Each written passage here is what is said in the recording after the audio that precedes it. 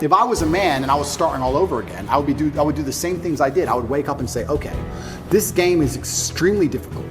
My best chance is to level up my character to a point where the game becomes easy. Because life does become easy at a certain point. Yes, now I'm in a very unique situation. But before this situation, I had only 3 problems in my life. My health, which I take care of, my woman, who I take care of, and money. That was it. If I made enough money, I had no other problems. If you're broke, you have lots of small problems. Yeah. The car doesn't start, the school fees are coming up, whatever, we need new clothes for the kids. I had one problem to fix. If I fix my one issue, everything else is fixed. You get to a point in life where someone goes, oh, we've got an issue, how much? Tell me the number. I don't even want to know the ins and outs. Just do the transfer, make it go away. So, yeah, as a man, I think you have that imperative to understand that the video game of life as a man is exceptionally difficult, and especially as you get older, as you progress with the levels, it gets harder. It's getting harder and harder. You need to level up your character. This is what amazes me when men go, I struggle with motivation. How can you struggle with motivation in the modern world? Are you asking to just lose?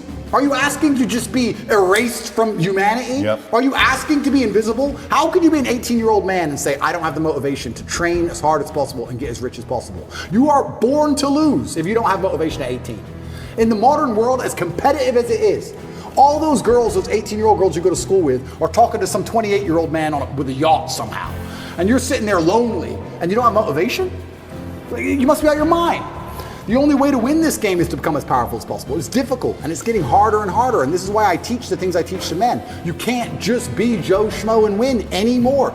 Those days are over. You have to be something else. And this is what I was saying earlier on about how complicated masculinity is, but I broke it down to those 3 basic tenets because even a teenage boy can understand if you get enough money and enough power and enough powerful friends and enough sexual access that you're going to be able to build yourself to a man of, I can cry now. I've qualified to cry.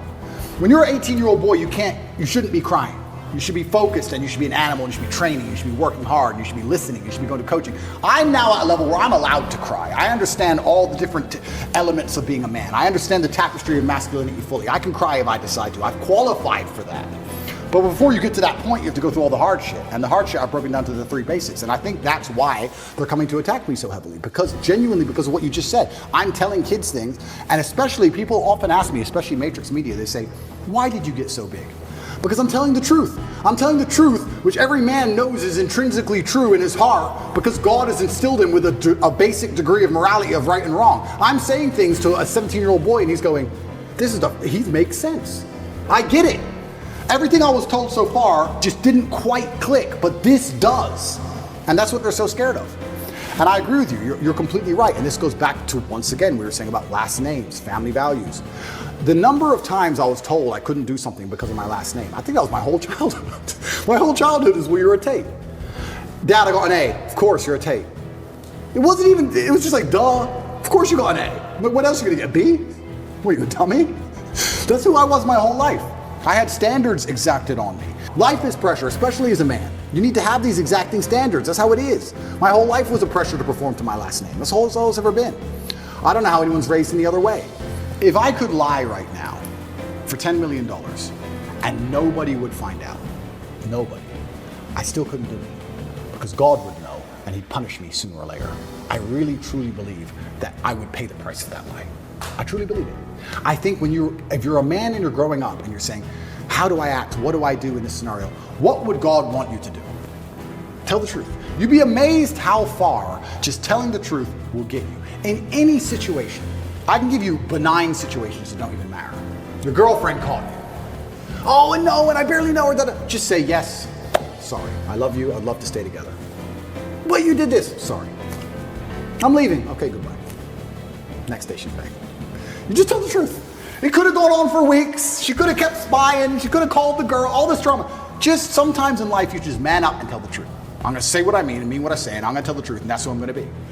That's what I think is the best thing for me to do in the current scenario. But we're not even instilling that in children anymore. We're not even telling children how important it is to not lie. You are not facing 1% of the life difficulties I am facing. Think about it. No government's trying to lock you up. The Matrix isn't after you. They're not trying to frame you. Nobody wants you dead. When God finally gives you a tiny headache to give you something to show you're half a man, a little bit of resilience, nobody cares you have a headache. Shut up.